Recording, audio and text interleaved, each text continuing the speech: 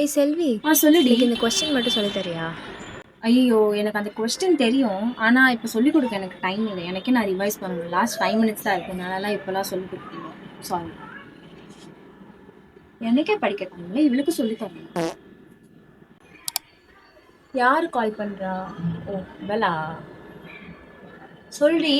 ஏய் கொஞ்சம் நோட்ஸ் மட்டும் அனுப்பிச்சி விட்றியா? நோட்ஸ் வேணுமா? சரி, நான் எல்லா லெசனுக்குமே நோட்ஸ் அனுப்பிச்சுடுறேன். இம்பார்ட்டன்ட் கொஸ்டினோட சேர்த்து அனுப்பிடுறேன். ஓகேவா? நம்ம அன்அஃபிஷியல் குரூப் இருக்குல்ல, அதில் நான் எல்லாருக்குமே அனுப்புகிறேன். எல்லாருக்குமே அது யூஸ் ஆகும். ஓகேவா? இதோ உடனே அனுப்புகிறேன். சரி, ஓகே. மற்றபடி ஓல்டு கொஸ்டின்ஸ் பேப்பரும் இருக்குது, அதுவே நான் அனுப்பிட்டா? சரி, ஓகே. நல்லா ப்ராக்டிஸ் பண்ணி பாரு, இதுதான் கண்டிப்பாக வரும்னு நினைக்கிறேன். சரி, ஓகே, பாய்.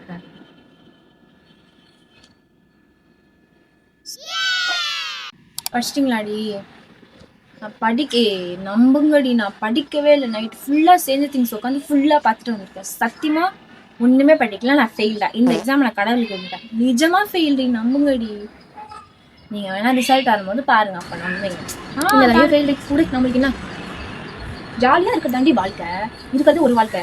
மார்க்ஸ்லாம் நம்ம லைஃப்பை டிசைட் பண்ணாது, தட்டி விட்டு போயிட்டே இருக்கணும். ஜாலியாக இரு. Life is very short. அதுதான் என்னோட கோல். அதுக்கப்புறம் கிருத்திகா, நாளைக்கு வெளில போகலாண்டி. வீட்டில் இருக்க பிடிக்கவே இல்லை, போர் அடிக்குது. நாளைக்கு படம் ரிலீஸ் ஆகுதாமே, வா போய் பார்த்துட்டு வரலாம். வீட்டில் வெட்டியாக தானே இருக்கும். என்னதே நாளைக்கு எக்ஸாமா? ஐயோ, படி பார்த்துக்கலாம்டி. வாங்கடி, வெளில போய்ட்டு வரலாம். அவங்க அம்மாட்ட பேசுகிறேன், வா. சரி சரி. நெக்ஸ்ட்டு நான் தாண்டி, பயமாக இருக்கே. Yes ma'am.